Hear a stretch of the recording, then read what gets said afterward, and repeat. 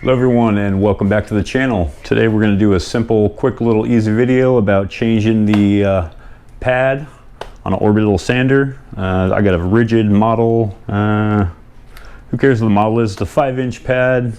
We're just going to unscrew some screws and screw it back in basically, and just follow along with me. Just want to also let you know this is why you need to change these pads.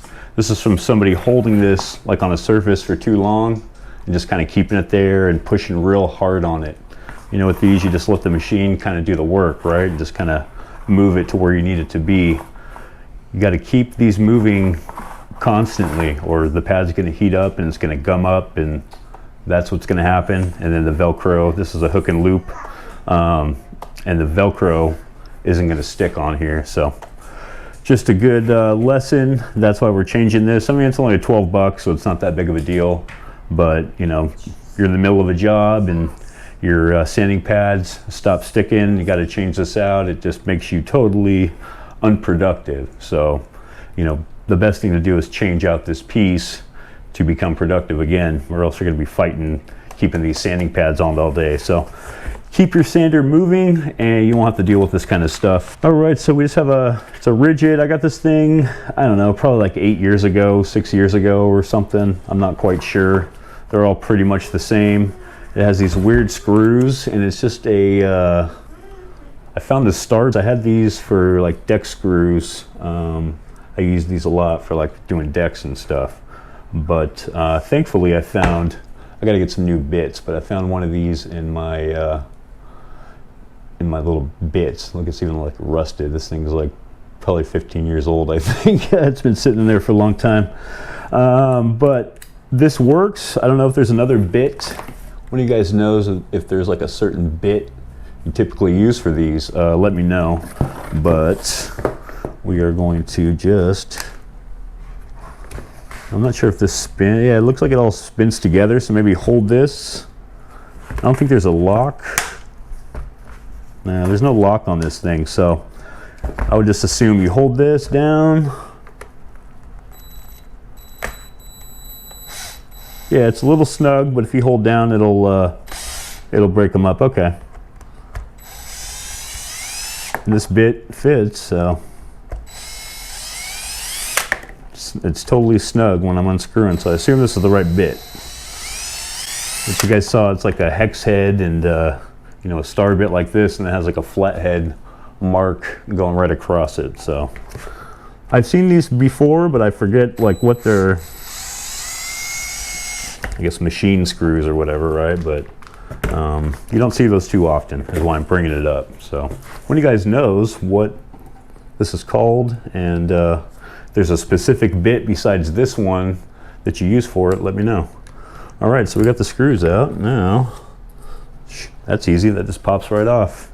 And one thing I didn't do is get my new pad. Let's go grab it. This is our new little pad. These are anywhere from like, you know, 10 to, you know, 15 bucks, I assume, depending on wherever you get it from. All right, so I guess we're just gonna try to line these holes up as best we can.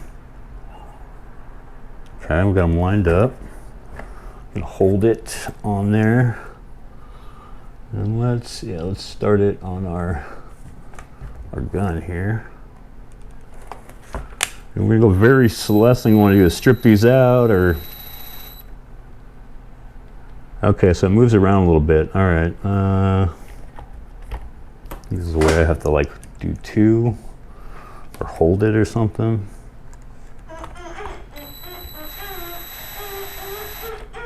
Okay, we're just going to do a couple turns on each one. When I started trying to drive this first one in, it started wanting to spin on me, so.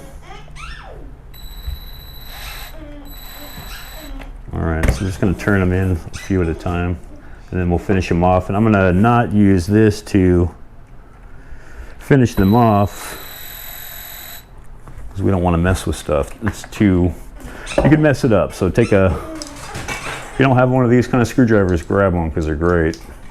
You just put your bits in them.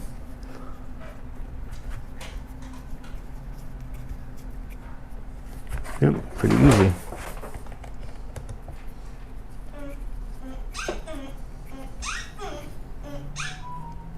Get it nice and tight.